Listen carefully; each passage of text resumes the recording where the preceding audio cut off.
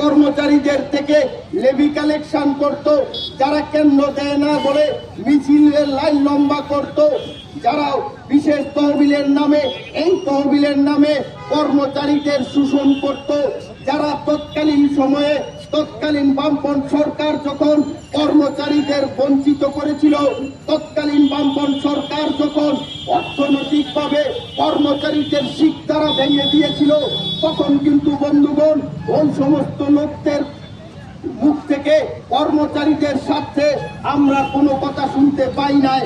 আজকে রাজ্যের কর্মচারীদের বিভ্রান্ত করার জন্য, রাজ্যের কর্মচারীদের ভুল পথে পরিচালিত করার জন্য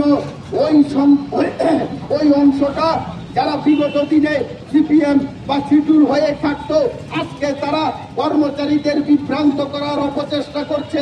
তাই বন্ধুগণ, আমাদের এই সমস্ত অপচেষ্টার বিরুদ্ধে রুখে দাঁড়াতে হবে। সরকারের পাশে আমরা আছি, সরকারের সাথে আছি। কেন?